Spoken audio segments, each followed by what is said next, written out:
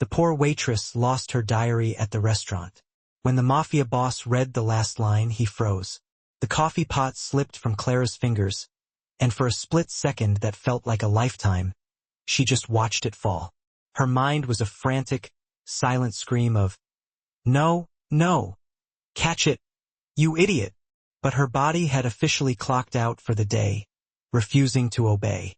It shattered against the checkered tile of Rosie's diner, an explosion of dark liquid and ceramic shards that echoed way too loudly in the late-night quiet. "Clara, honey, you okay?" Maggie, the diner's other lifer, rushed over, her face a road map of concern. Clara blinked hard, forcing the swimming black dots in her vision to scatter. The dizzy spell passed, leaving behind that familiar, bone-deep exhaustion that had become her shadow. "I'm fine," she lied, the word tasting like ash in her mouth. Just clumsy. She wasn't fine. She hadn't been fine in months. The cheap wall clock read 11:47 p.m. A little over an hour to go. Then the long night bus ride home, 4 hours of sleep if the universe was feeling generous, and right back here at 6 a.m. for the breakfast rush. This was her life. A blurry, repeating loop of double shifts fueled by burnt coffee and a stubborn pride that was quickly running on fumes. "Table 7 needs a refill," Maggie whispered, nodding toward the corner booth. "Of course. Table 7. The quiet, intense man in the ridiculously expensive suit who'd been a Thursday night fixture for the past month. He always sat in the same spot, ordered black coffee and cherry pie, and read his newspaper with a stillness that was both intimidating and, if she was being honest, a little intriguing. In the dull monotony of her life, he was a question mark. Grabbing a fresh pot, she glanced at her trembling hands and plastered on her customer service smile, the one that made her cheeks ache but paid the bills. As she approached, the man looked up. He had dark, piercing eyes that seemed to catalog everything. Features that looked like they were carved from granite and perfect salt and pepper hair that didn't have a single strand out of place. "More coffee?" she asked, her voice sounding thin. "Please," he said, his own voice a low, controlled rumble that seemed to vibrate in the air. As she poured, her hand gave a traitorous shake, just enough to splash a drop of coffee onto the pristine white saucer. His eyes, sharp and unervingly perceptive, followed the tremor. "Rough night?" he asked, not with pity, but with a flat, observational tone. "Every night's rough, sir," she heard herself say, the words slipping out, raw and unfiltered. She immediately bit her tongue. Rule number 1. Never let them see you crack. She turned to leave, but the diner suddenly tilted on its axis, the floor feeling like the deck of a ship in a storm. Not now, please. Not now. Just 1 more hour. She grabbed the edge of a nearby table to steady herself, but her legs had other plans. They buckled. The tray of dirty dishes she'd just picked up went flying. The crash was deafening, an ugly symphony of shattering plates and splintering glass. And then Clara went down with them, the world shrinking to a dark, fuzzy pinpoint. When her eyes fluttered open, the man from table 7 was kneeling over her, his impeccable suit now stained with coffee and who knows what else. His strong hands were gently turning her onto her back. "Stay with me," he commanded, his voice leaving absolutely no room for argument. "What's your name?" "Clara," she managed to whisper, her chest feeling like a crushing weight was sitting on it. "Where's her bag?" He barked at no one in particular. Maggie instantly thrust her worn canvas bag toward him. Without a moment's hesitation, he unzipped it, his movements ruthlessly efficient. Clara felt a surge of helpless protest as he sifted through the messy contents of her life. A cracked phone, a mostly empty wallet, a half-eaten granola bar she'd been saving for tomorrow, and then her diary. "No," she breathed, but the sound was lost in the growing chaos. He pulled out the small, leather-bound book, probably flipping to the back to look for an emergency contact number. She watched, mortified and powerless, as his eyes scanned the last line she'd scrawled at 5 o'clock that morning, sitting on her cold bathroom floor before the world was awake. The change in his expression was immediate and terrifying. His cool, controlled demeanor didn't just crack. It shattered into a million pieces. His face went pale under his tan skin. His jaw clenched so hard a muscle jumped, and his knuckles turned white as he gripped the page. The sounds of the diner, Maggie's frantic sobs, the approaching wail of sirens, seemed to fade to a dull buzz. He just stared at her handwriting, frozen in time. Finally, his eyes, now filled with a raw, disturbing recognition that made her blood run cold, met hers. "Your brother's name is Jake," he said, his voice a rough, broken whisper. "The diary? It says Jake will have the life I never did, even if it kills me. It's already started." Adrian Russo did not do hospitals. The sterile, antiseptic smell reminded him of the night his father bled out in his arms, and he'd spent 20 years building an empire on the lesson he learned that night. Emotion is a liability. It gets you killed. Yet here he was, standing in the waiting room of Brooklyn Methodist, his consigliere, Marco, practically vibrating with anxiety beside him. "Boss, the meeting with the Castellano family is in less than an hour. We can't just cancel. Tony Castellano doesn't forgive insults like that. We've been trying to lock this down for 3 months. Cancel it," Adrian said again, his voice flat and final. His mind was stuck on a loop, replaying the words in that little diary. Asterisk, "even if it kills me." Asterisk, it was a ghost's echo. The same desperate promise his sister Sophia had made before she worked herself into an early grave at 17, trying to help him hold their crumbling family together. Marco's disbelief was so thick you could cut it with a knife. "For a waitress. She's fighting alone." "Marco?" Adrian said, his hand unconsciously touching the diary he'd slipped into his jacket pocket. Felt like it was burning a hole through the fabric. "I remember what that feels like." A tired-looking doctor with deep lines around his eyes emerged. "Family for Clara Bennett?" "Yes." Adrian lied without blinking. Confidence makes truth irrelevant. The doctor sighed. "She's stabilized, but her condition is serious. Severe malnutrition, anemia, and an undiagnosed heart condition. Honestly, she's running on empty. If she keeps going like this, she'll be dead in 6 months. 6 months. A cold, protective rage, an emotion Adrian hadn't allowed himself to feel in 15 years, coiled like a snake in his gut. This time would be different. He refused to stand by and watch another stubborn, fiercely loving girl sacrifice herself on the altar of family. He found Clara in her room the next morning, already dressed in her coffee-stained clothes, pulling the 4 from her arm with a grim determination that made his chest ache.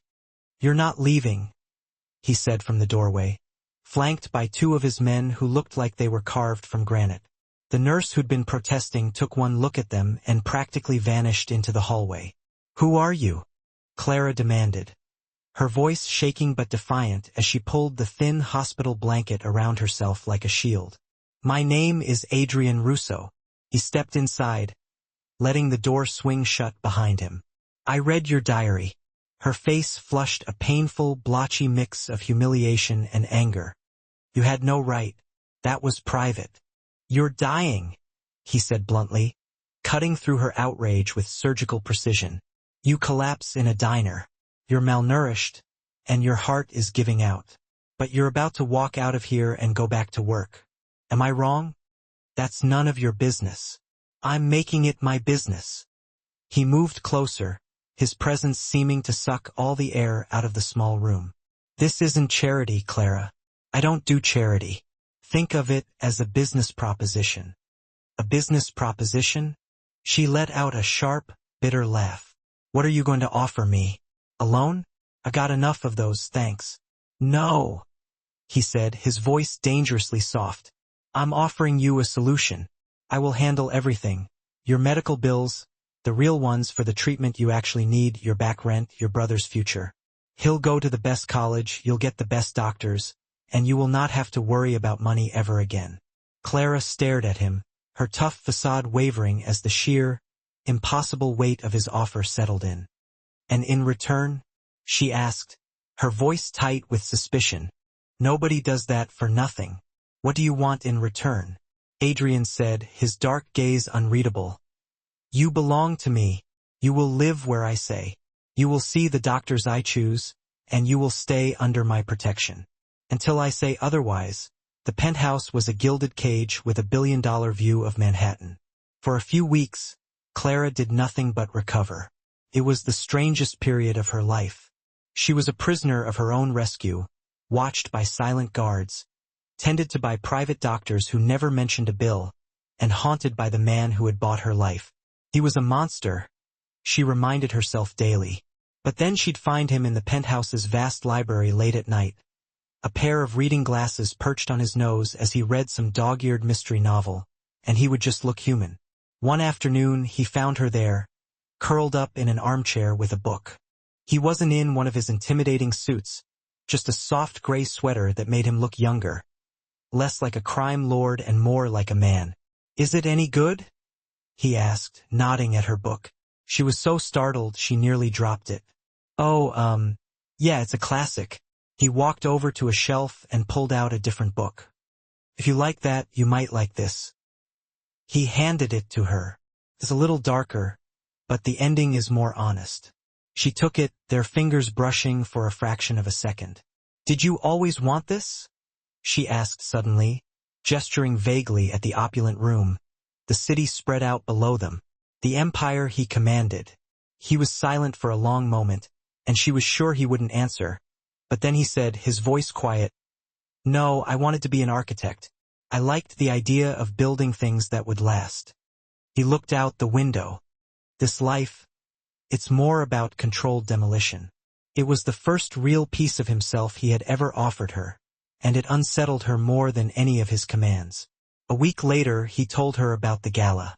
"Absolutely not," she said, looking at the emerald green silk dress laid out on the bed.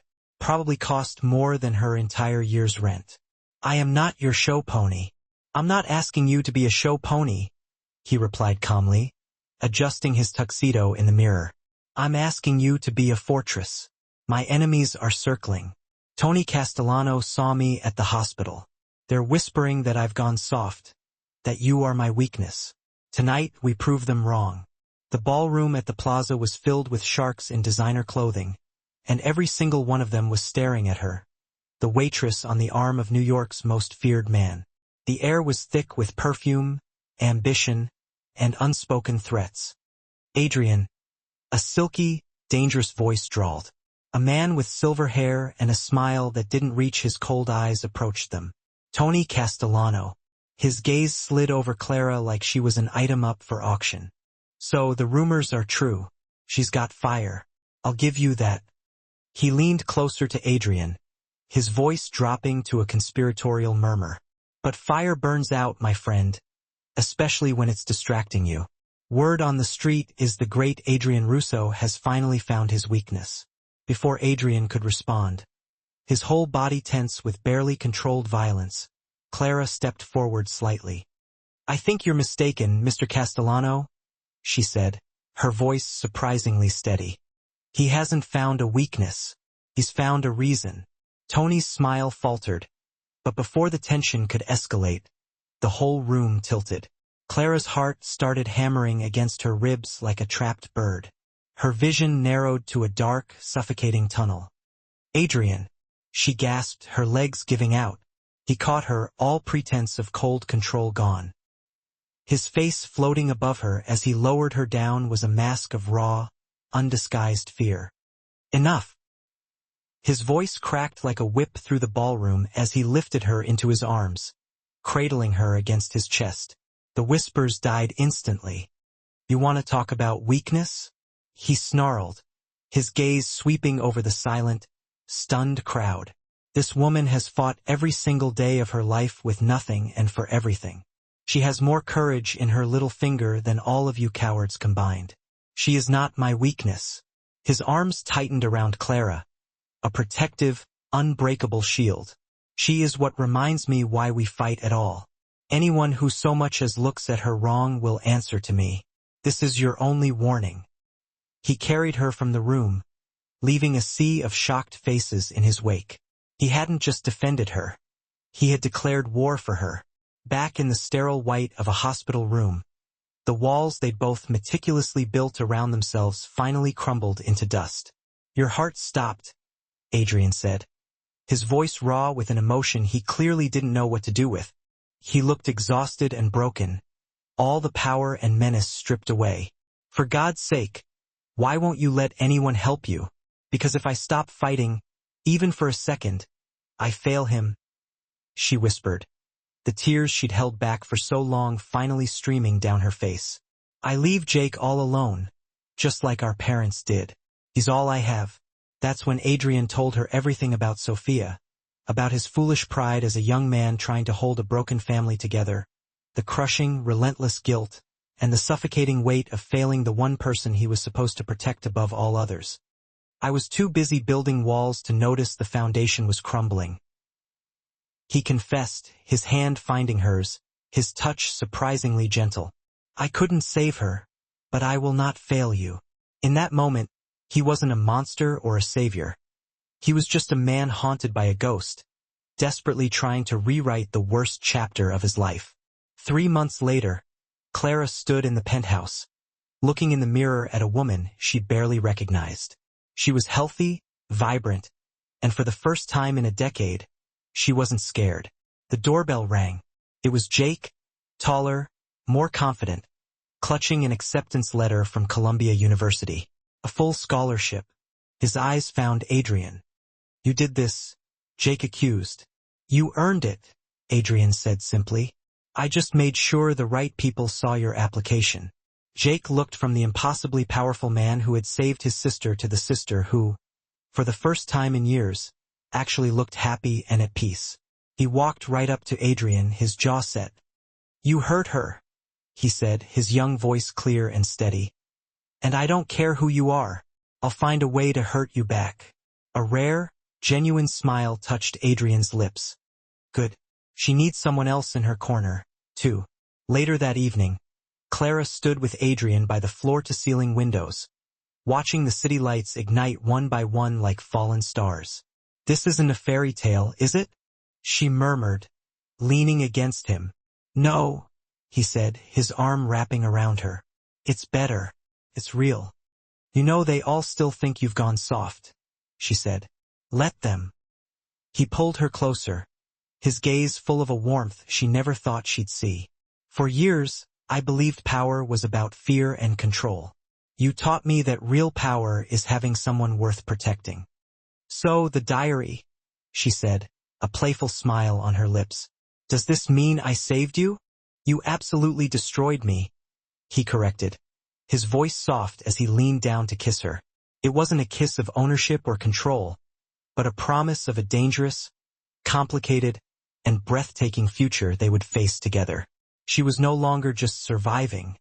She was living, and in their crazy, violent world of shadows, they had somehow managed to find their own light. Clara, the waitress, had the kind of day you wouldn't wish on your worst enemy. It all started downhill when, in the middle of a particularly brutal double shift at Rosie's diner, her beat-up old diary went missing. Considering the things she'd poured into that little leather book, her hopes, her fears, her darkest secrets, the thought of it falling into the wrong hands made her stomach churn. And then, as if the day wasn't already a dumpster fire, she broke a coffee pot. It wasn't just a clumsy fumble, but a full-blown spectacular disaster. The pot slipped right out of her grasp, and in what felt like slow motion, she watched it plummet to the checkered floor. Her brain screamed at her to catch it, to do something, but her body refused to cooperate. The crash was deafening, the shattering of ceramic and the splattering of hot, black coffee echoing through the suddenly silent diner. "Clara, honey, are you all right?" Maggie, a kind-faced woman who'd worked at Rosie's for as long as anyone could remember, rushed to her side, concern etched all over her face. Clara blinked, trying to shake off the dizziness. She mumbled an apology, brushing it off as mere clumsiness. But the truth was far more grim. Exhaustion had become her constant companion. It was almost midnight, just over an hour until she could escape this place, hop on the night bus, and maybe, if she was lucky, snag 4 hours of sleep before the whole miserable routine started again. Double shifts, burnt coffee, and a dwindling sense of hope. That was Clara's life in a nutshell. "Table 7 needs a refill," Maggie murmured, jerking her head towards the corner booth. Of course. Table 7. The mysterious, well-dressed man who'd become a regular on Thursday nights. He always occupied the same spot, ordered the same black coffee and cherry pie, and buried himself in the newspaper. There was something about his quiet intensity that was both intimidating and strangely alluring. In Clara's otherwise predictable existence, he was an enigma. She grabbed a fresh pot of coffee, noticing her hands were trembling slightly. She plastered on her usual customer service smile, the one that made her cheeks ache, and headed toward table 7. As she approached, the man looked up. His dark eyes were sharp and penetrating, as if he were trying to dissect her with a single glance. He had chiseled features, like a statue carved from granite, and perfectly coiffed salt and pepper hair. "More coffee, sir?" Clara asked, her voice sounding weak. "Please," he replied, his voice a deep, resonant rumble that seemed to vibrate in the very air around them. As she poured, her hand betrayed her once again, jerking slightly and spilling a drop of coffee onto the pristine white saucer. She winced inwardly, but the man's gaze didn't waver. He simply observed her with an unnerving intensity. "Rough night?" he asked, his tone devoid of pity, more of a detached observation. "Every night's rough, sir," Clara blurted out before she could stop herself. Never let them see you crack. She turned to leave, but suddenly, the diner seemed to tilt beneath her feet. The floor swayed like the deck of a ship caught in a storm. Not now. Please, not now. Just one more hour. She reached for a nearby table, but her legs gave way. The tray of dirty dishes went crashing to the floor, the cacophony of breaking porcelain and splintering glass deafening. And then, Clara herself went down, the world fading into darkness. When she came to, the man from table 7 was kneeling beside her. His expensive suit was now marred with coffee stains and bits of food. His strong hands gently turned her onto her back. "Stay with me," he commanded, his voice firm and brooking no argument. "What's your name?" "Clara," she whispered, her chest feeling tight and constricted. "Where's her bag?" he barked, his eyes scanning the room. Maggie quickly produced Clara's worn-out canvas bag. Without hesitation, the man unzipped it and began rifling through its contents. Clara felt a surge of panic as he sifted through the meager possessions that made up her life. A cracked cell phone, a nearly empty wallet, a half-eaten granola bar she'd been saving for the next day, and her diary. No, she thought, but the sound was lost in the general chaos. He pulled out the small, leather-bound book, presumably searching for an emergency contact number. Helplessly, she watched as his eyes fell upon the last line she'd written in it.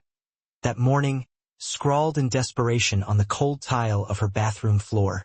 "Jake will have the life I never did, even if it kills me." The effect was instantaneous and devastating. The man's composed facade shattered, his tanned face turning ashen. His jaw clenched, and his knuckles turned white as he gripped the diary. The noise of the diner, Maggie's sobs, the approaching sirens, faded into a dull hum. He stared at the page, frozen, as if in shock. Finally, his eyes, now filled with a raw, disturbing recognition that sent a chill down her spine, met hers. "Your brother's name is Jake?" he asked, his voice a hoarse whisper. He repeated the line from the diary. "Jake will have the life I never did, even if it kills me." His voice dropped even lower, barely audible. "It's already started." Adrian Russo did not frequent hospitals. He hated everything about them. The harsh lighting, the cloying antiseptic smell, the hushed whispers. They brought back memories he'd spent years trying to bury. They reminded him of the night his father had died in his arms, bleeding out on the floor while Adrian, barely a teenager, could do nothing but watch. That night had taught him a brutal lesson. Emotion was a weakness, a liability that could get you killed. He'd built his empire on that lesson, ruthlessly suppressing any feelings that threatened to surface. And yet, here he was, standing in the sterile waiting room of Brooklyn Methodist Hospital, his right-hand man, Marco, practically buzzing with agitation at his side. "Boss," Marco said, his voice tight with barely concealed anxiety. "The meeting with the Castellano family is in less than an hour. We can't just cancel. Tony Castellano won't take that kind of disrespect, and we've been working to make this meeting happen for months." "Cancel it," Adrian repeated, his voice flat and unwavering. His mind was still reeling, the waitress's words echoing in his head. Asterisk, even if it kills me. Asterisk, it was a haunting echo of the vow his own sister, Sophia, had made before working herself into an early grave trying to keep their family afloat. He understood that kind of desperation, that kind of fierce, self-sacrificing love. For a waitress, boss? Marco's incredulity hung in the air. "She's fighting alone, Marco," Adrian said, his fingers unconsciously going to the diary tucked inside his jacket pocket. Felt like a brand, burning through the fabric. "I remember what that feels like." A weary-looking doctor, his face etched with deep lines, emerged from the emergency room. "Family for Clara Bennett?" "Yes," Adrian said without hesitation. Asterisk, confidence makes truth irrelevant. The doctor sighed, his expression grim. "She's stabilized, but her condition is serious. Severe malnutrition, anemia, and an undiagnosed heart condition. Frankly, she's running on fumes. If she continues like this, she won't last 6 months. 6 months. The words hit Adrian like a physical blow. A cold, protective rage, an emotion he'd long suppressed, coiled in his gut. He wouldn't let history repeat itself. He wouldn't stand by and watch another selfless young woman sacrifice herself for her family.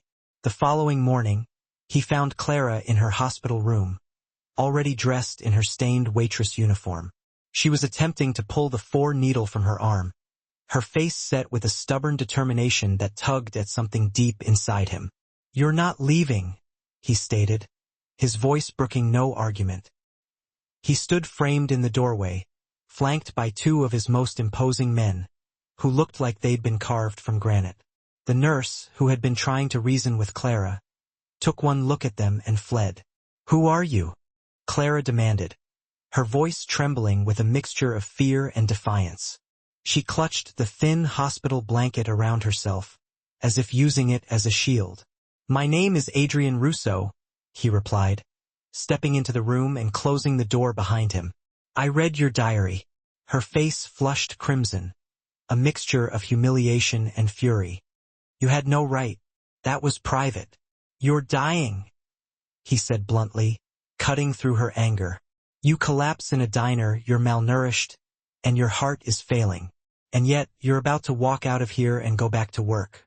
Am I wrong? That's none of your business." She snapped, her eyes blazing. "I'm making it my business." He moved closer, his presence filling the small room, leaving her little room to breathe. "This isn't charity, Clara. I don't do charity. Consider it a business proposition." "A business proposition?" She let out a harsh, cynical laugh. "What? You're gonna offer me a loan? I got enough debt, thanks." "No," he said, his voice low and dangerous. "I'm offering you a solution. I will take care of everything. Your medical bills, the real ones, for the treatment you need, not just band-aids, your back rent, and your brother's future. He will attend the best college, you will have access to the best doctors, and you will never have to worry about money again." Clara stared at him, her defiant facade crumbling under the weight of his offer. "And in return?" she asked, her voice tight with suspicion. "No one does something like this for nothing. What do you want in return?" Adrian's dark eyes bored into hers, unreadable. "You belong to me," he said. "You will live where I say, you will see the doctors I choose, and you will remain under my protection." The penthouse became Clara's gilded cage, a luxurious prison with a panoramic view of Manhattan. For weeks, her only occupation was recovery. She was waited on hand and foot, attended to by private physicians who never mentioned a bill, and shadowed by silent, watchful guards. But the most unsettling presence was Adrian himself, the man who had bought her life. "He's a monster," she repeated to herself, trying to maintain some semblance of her old self. But then, she would find him in the vast, hushed library late at night, a pair of reading glasses perched on his nose as he immersed himself in some dog-eared mystery novel. In those moments, stripped of his power and his menacing aura, he looked almost human. One afternoon, he found her curled up in an armchair in the library, lost in a book. He wasn't wearing one of his intimidating power suits, but a soft gray sweater that made him look younger, less like a ruthless crime boss and more like an ordinary man. "Is it any good?" he asked, nodding toward her book. Clara startled, nearly dropping the book in her lap. "Oh, yeah, it's a classic." He wandered over to a bookshelf and pulled out a different volume. "If you enjoyed that, you might like this." He handed it to her. "It's a bit darker, but the ending is more realistic." As she reached for the book, their fingers brushed briefly. A jolt of unexpected awareness shot through her. "Did you always want this?" she asked impulsively, gesturing around the opulent room, at the sprawling cityscape visible beyond the windows. "This life, this empire." He was silent for a long moment, and she thought he wouldn't answer. But then he spoke, his voice soft and introspective. "No, I wanted to be an architect. I liked the idea of creating things that would endure." He gazed out the window, his expression pensive. "This life, it's more about controlled demolition." It was the most personal thing he had ever revealed to her, and it unnerved her more than any of his commands. A week later, Adrian informed her of the upcoming gala. "Absolutely not," Clara protested, staring at the emerald green silk gown laid out on the bed. The dress probably cost more than her entire year's rent. "I am not going to be your show pony." "I'm not asking you to be a show pony," he replied, his voice calm as he adjusted his tuxedo in the mirror. "I'm asking you to be a fortress. My enemies are circling, Clara, and they're trying to find a weakness. Tony Castellano saw me at the hospital. They're whispering that I've grown soft because of you. Tonight we're going to prove them wrong." The ballroom at the Plaza Hotel glittered with wealth and danger. Sharks and designer clothing mingled beneath crystal chandeliers, and the air crackled with unspoken threats. Every eye in the room seemed to be fixed on her. The waitress from Rosie's Diner, on the arm of Adrian Russo, the most feared man in New York. "Adrian," a voice drawled, laced with both silk and menace. A silver-haired man with cold eyes and a predatory smile approached them. Tony Castellano. His gaze swept over Clara, appraising her like an expensive piece of property. "So the rumors are true. She's got fire. I'll give you that." He leaned closer to Adrian, his voice dropping to a conspiratorial whisper. "But fire can be a dangerous thing, my friend, especially when it distracts you. Word on the street is that the great Adrian Russo has finally found his weakness." Before Adrian could react, his body tense with barely restrained violence, Clara stepped forward. "I believe you're mistaken, Mr. Castellano," she said, her voice surprisingly steady. "He hasn't found a weakness. He's found a reason." Castellano's smile faltered. But before the tension could escalate further, the room began to spin. Clara's heart pounded in her chest, her vision tunneling. "Adrian," she gasped, her legs buckling beneath her. Adrian caught her, his composure shattering. The mask of cold control vanished, replaced by raw, undisguised fear. His face, hovering above hers as he lowered her to the ground, was one she had never seen before. "Enough!"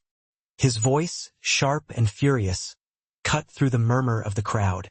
He scooped Clara into his arms, cradling her against his chest. The whispers died instantly. "You want to talk about weakness?" he snarled, his gaze sweeping over the stunned faces. "This woman has fought every single day of her life with nothing and for everything.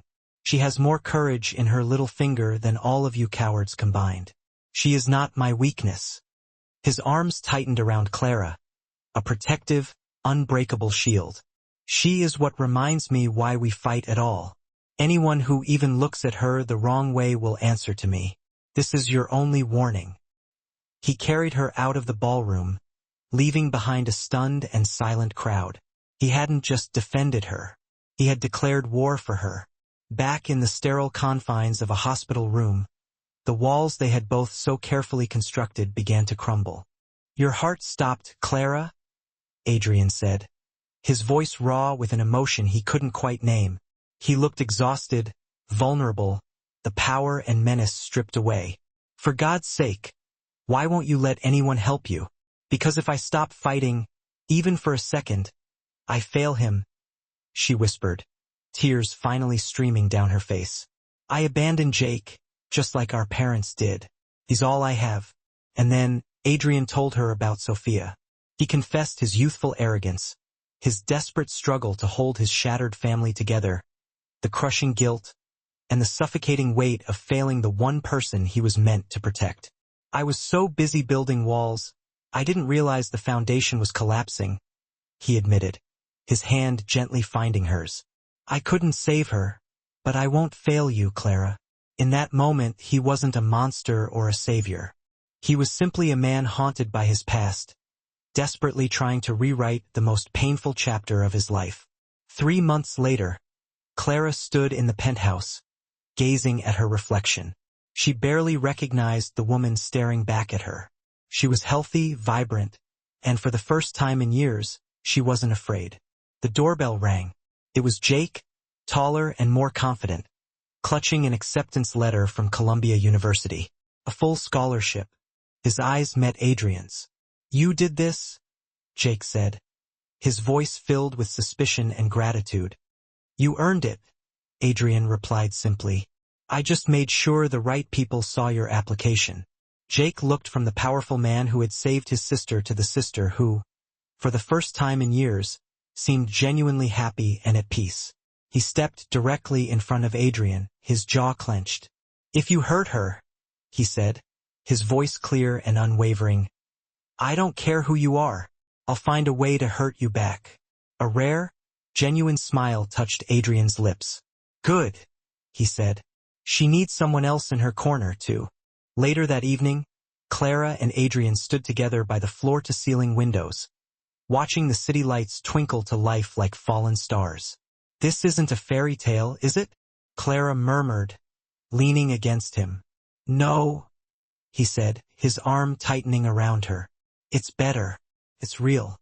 You know, they still think you've gone soft," she said, a playful smile tugging at her lips. "Let them." He pulled her closer, his gaze filled with a warmth she had never thought she would see. "For years, I believed that power was about fear and control. You taught me that real power is having someone worth protecting." "So, this all goes back to the diary?" she said teasingly. "Does this mean I saved you?" "You absolutely destroyed me, Clara," he corrected, his voice soft and full of tenderness as he leaned down to kiss her. It wasn't a kiss of ownership or control, but a promise. A promise of a future that would be dangerous, complicated, and breathtaking. She was no longer just surviving. She was finally living. And in their crazy, violent world of shadows, they had somehow managed to find their own light.